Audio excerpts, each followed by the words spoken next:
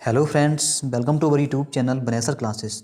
दोस्तों, जो भी हमारे डीएलएड सेकेंड सेमेस्टर के द्वितीय सेमेस्टर के जो भी प्रशिक्षु हैं उनके लिए दोस्तों हम सामाजिक विज्ञान का महामैराथन दोस्तों लेके आ रहे हैं। इसमें हम सभी आपके अतलक उत्तरी प्रश्न जो है उन्हें दोस्तों डिस्कस करेंगे। ठीक है, अच्छे से पूरा ये पार्ट 1 है। इसके बाद पार्ट 2 लेके आएंगे तो एक भी क्वेश्चन फिर नहीं बचने वाला।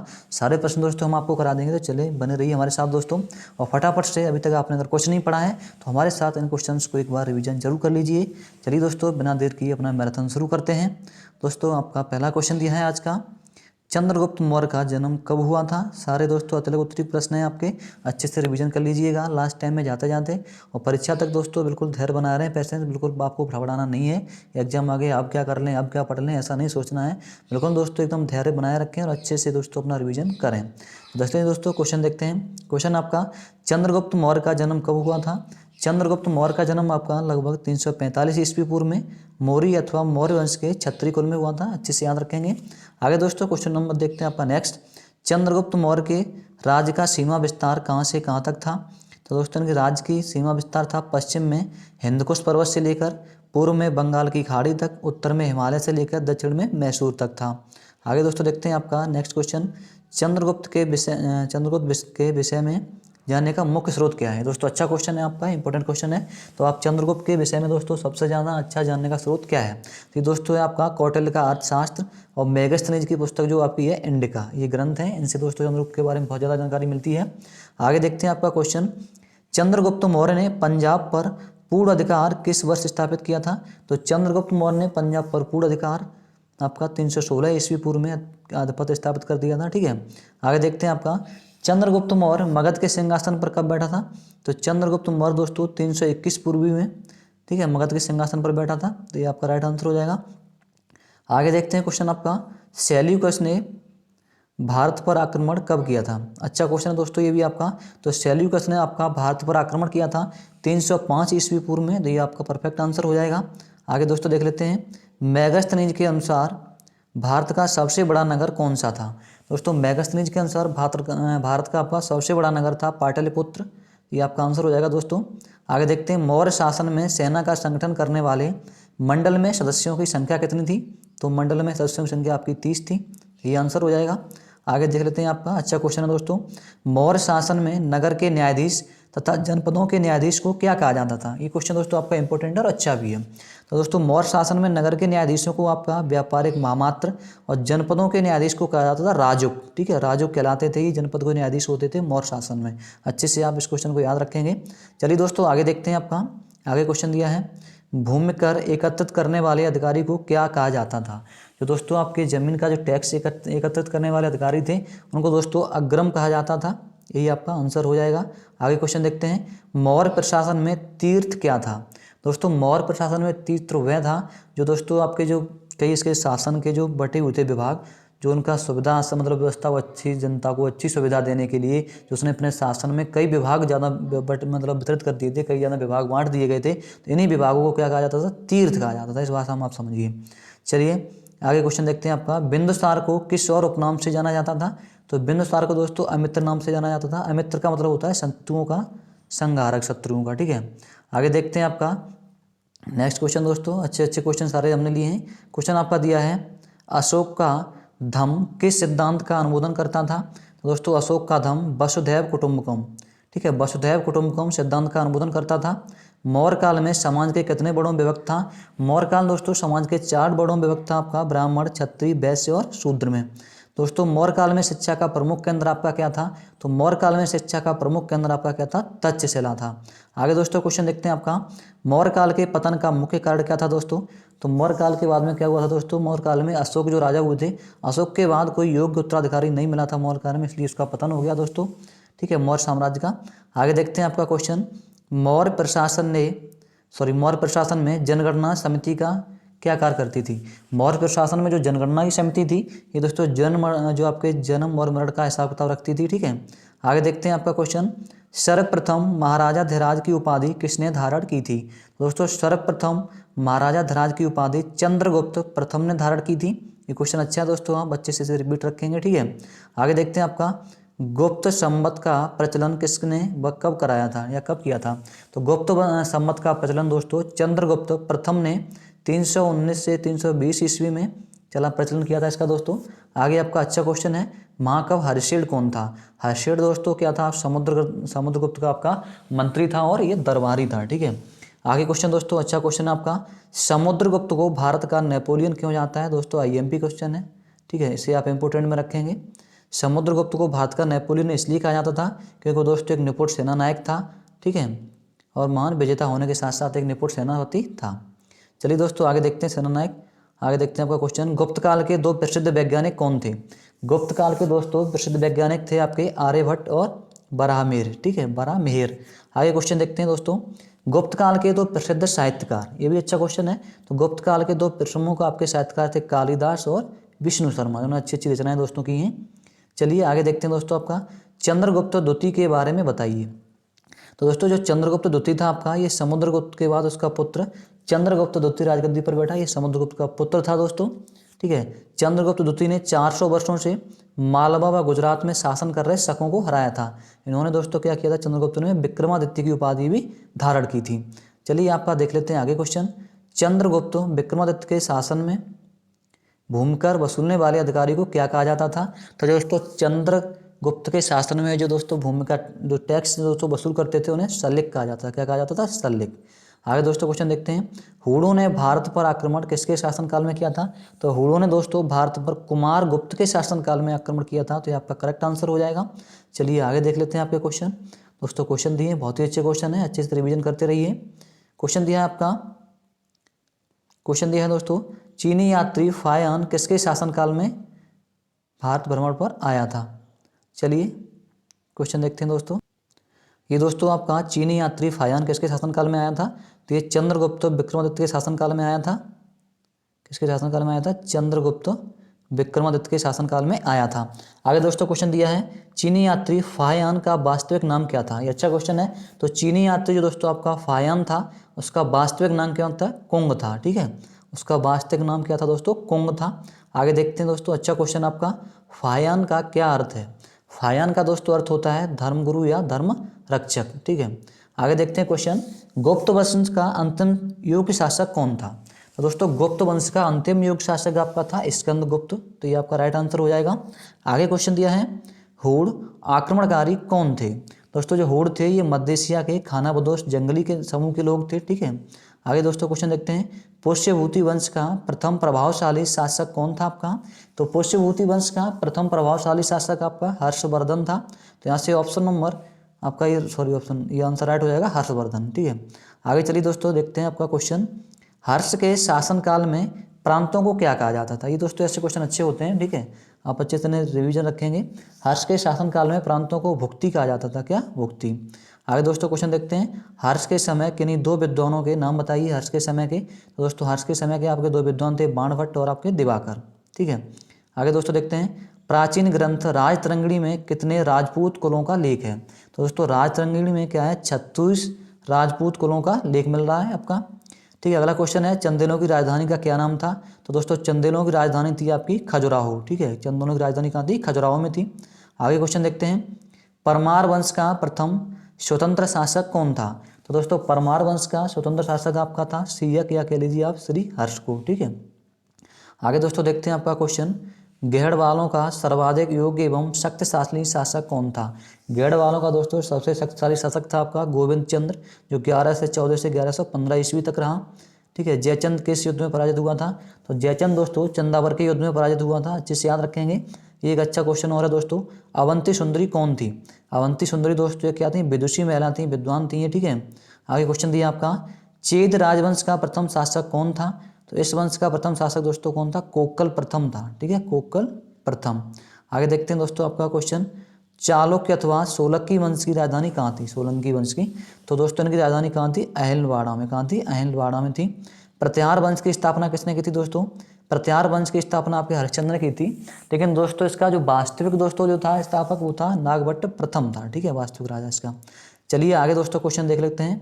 आगे आपका क्वेश्चन दिया है, चहमान वंश का सबसे प्रसिद्ध व अंतिम शासक कौन था? मतलब चौहान वंश का, ठीक है, इसमें चहमान लिखा है, चौहान चौहान है लेकिन ये, ठीक है। तो ये दोस्तों पृथ्वीराज तृतीय, जो 1100 आपका 79 से लेके 1193 तक ही रहा, ठीक है, इसका समय काल। आगे देखते हैं दोस्तों क्वेश्चन, पाल राजवंश का प्रथम शासक कौन था।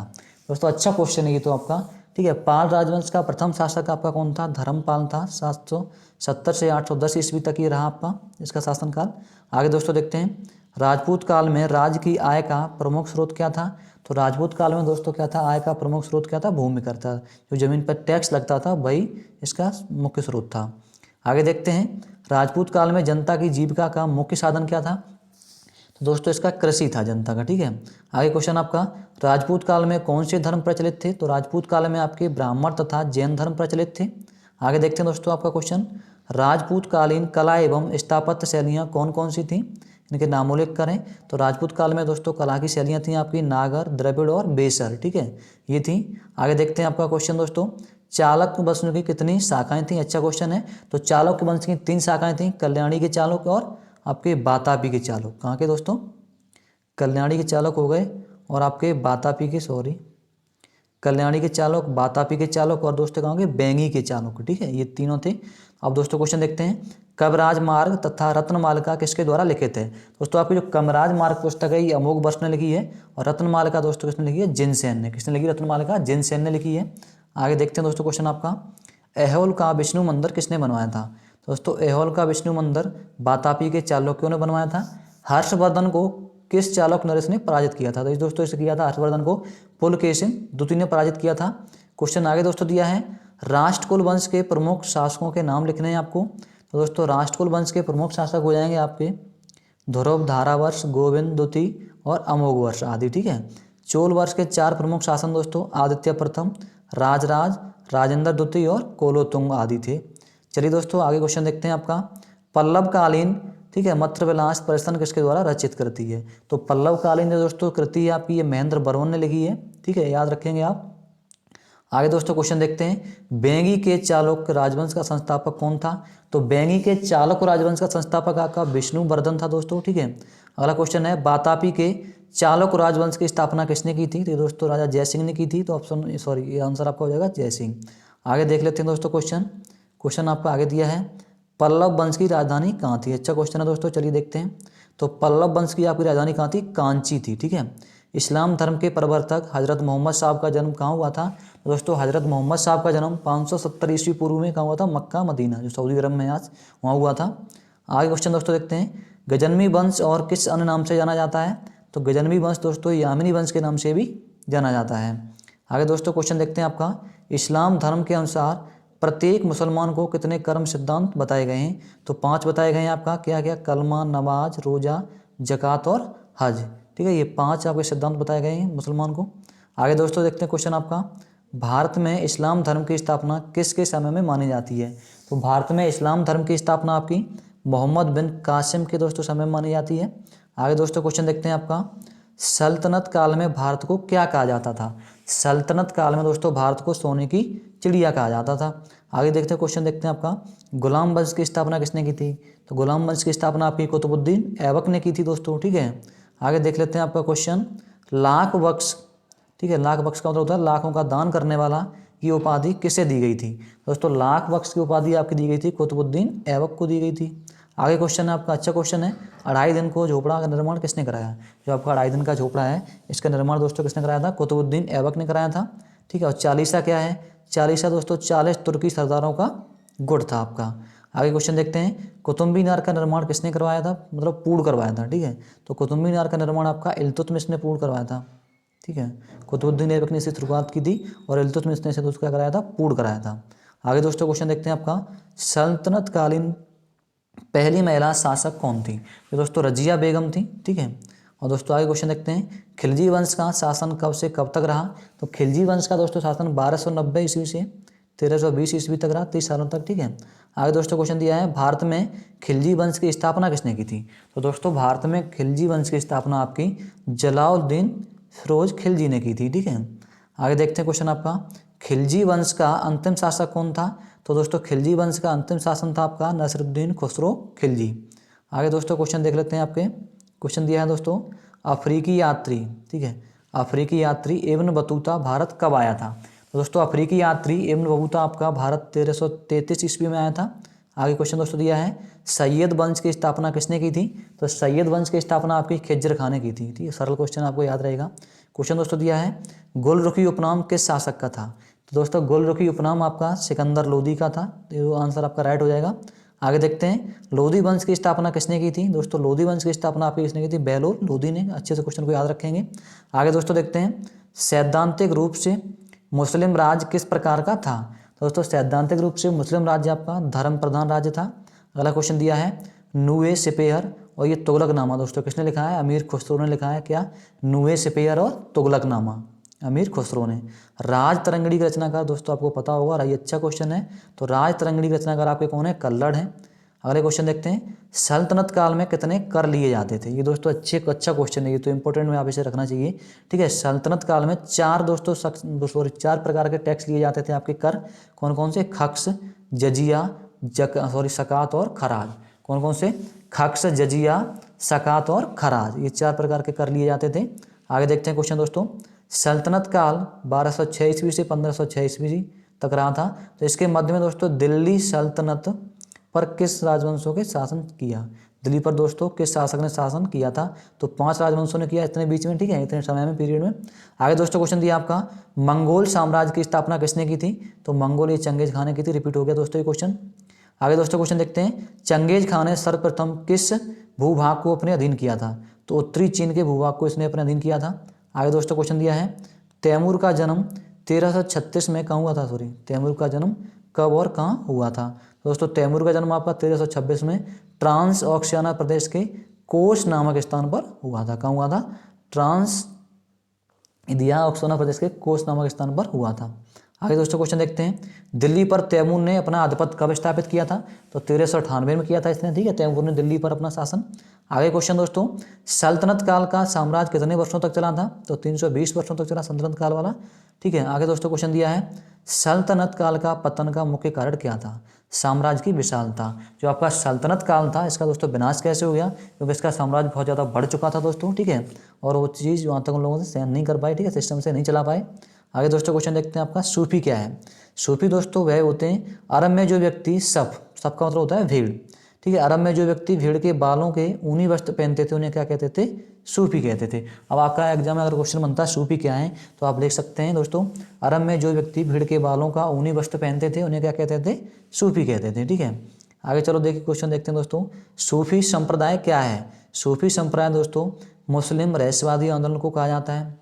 आगे क्वेश्चन दिया है सूफी आंदोलन का एक उद्देश्य बताइए। तो सूफी आंदोलन का दोस्तों एक उद्देश्य था कि सभी को बिना किसी भेदभाव के ईश्वर के प्रति प्रेम सिखाना था।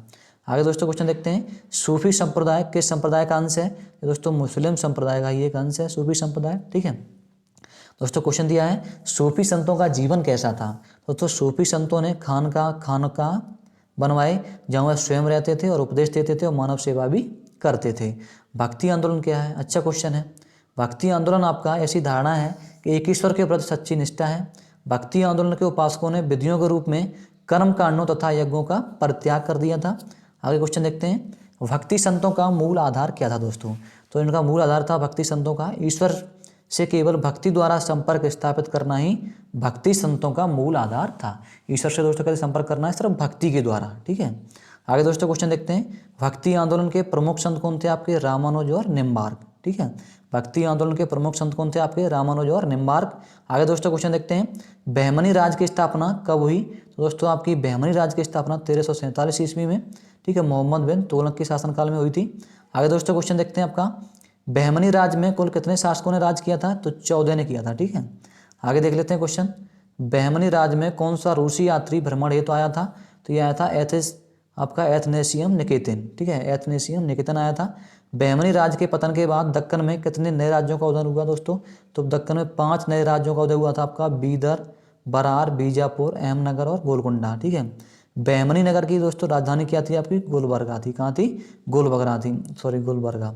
आगे दोस्तों क्वेश्चन ये इंपॉर्टेंट क्वेश्चन है आपका IMP क्वेश्चन है आपका विजयनगर राज की स्थापना की थी किसने की थी दोस्तों? ठीक है, तो विजयनगर राज की स्थापना आपकी हरिहर और बुक्का नामक 2 भाइयों ने की थी। आगे दोस्तों क्वेश्चन देखते हैं विजयनगर राज किस प्रथा पर आधारित था? तो विजयनगर राज दोस्तों आपका सामंतशाही प्रथा पर आधारित था। तो दोस्तों आज की वीडियो में इतने ही क्वेश्चन कराते हैं इस मैराथन में। आगे दोस्तों मैं सेकंड मैराथन लेके आऊँगा, उसमें और सारे जो और बाकी कुछ क्वेश्चन रह गए हैं आपके, ठीक है, अलग उत्तरीय प्रश्न, वो मैं आपको रिवाइज अच्छे से करा दूंगा। चलिए दोस्तों, वीडियो पसंद आया तो प्लीज़ सभी प्रशिक्षुओं के साथ शेयर भी कर दें, ठीक है। और चैनल को अगर पहली बार जुड़ रहे हैं ना आप चैनल पे, तो सब्सक्राइब करना बिल्कुल ना भूलें। चलिए दोस्तों, thanks for watching, take care, best of luck, bye bye.